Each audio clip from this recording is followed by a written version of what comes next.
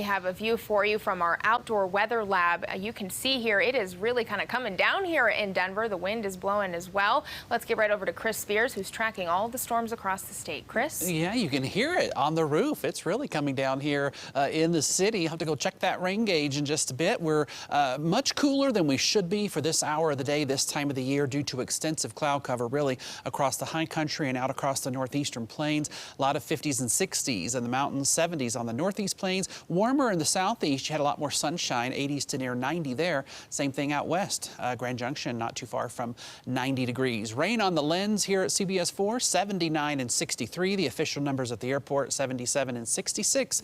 Here downtown, normally we're 90 for a high and 61. That's our 30-year average high and low for the date. Bruce Knight in the Boulder area had a pretty slow-moving storm earlier. Got almost an inch of rain out of that. And last night, a little pocket between Broomfield and Erie saw anywhere from 2.5 to 3.5 and even a little bit more there just southeast of Erie, 3.67. This is about 25% of our annual precip in one day, and actually that fell in about an hour to an hour and a half. If you have mentioned the word humid today, we know it is not humid by southern standards, but for Colorado, a mile high, it's a little humid out there. Here's why. We have very high dew points, 50s and 60s.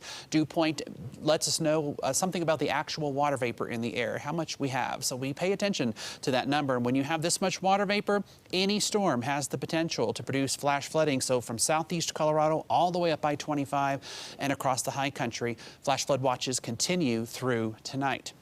Here's the current radar. It's pretty busy. We'll focus on a couple of the more active areas right now. Parts of Boulder County around the Cowwood fire. We have a flash flood warning in effect. Rain continues there. Emergency management did report some flooding around Gear Canyon to Left Hand Canyon Drive and all the way over to Highway 36. We have a line of showers over Denver at this time from Broomfield through the city, and that extends right on down into Castle Pines and Castle Rock.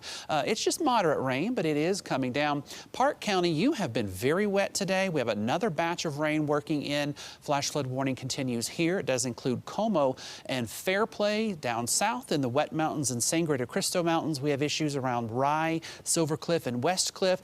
The warnings around Salida just expired, so a little good news there. Colorado Springs to Fountain in on the action now. A flash flood warning from the south side of the Springs through 8:30 tonight. That goes down to Fountain. And the Glenwood Canyon still under a flash flood warning in this vicinity. Some very heavy rain in that part of the state. So here's your futurecast. It will continue off and on through tonight, shifting to the south. We'll have some heavy rain possibly lingering in southeast Colorado through early morning.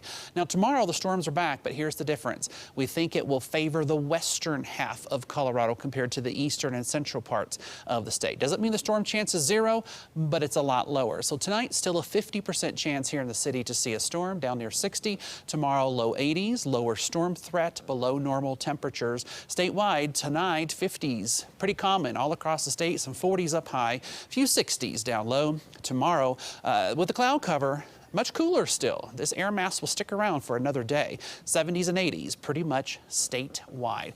Here is the forecast, Kelly. Oh, first, the air quality. Ozone concerns on the urban corridor, smoke in parts of Routt County and on the eastern plains. We are going to be warming it up, but another really good storm chance coming on Tuesday, so we'll be worried about that. But it looks like after Tuesday, you see those numbers climbing. That's the beginning of a warming and drying trend. So maybe our burn scars can get a little bit of a break because they need it. They really do. All right, Chris. Well, thank you for staying on top of all of it for us. All right, and you can stay on top of all of the severe weather, again, by downloading our app. You're going to get alerts when storms are heading your way. Just search CBS Denver News in your app store.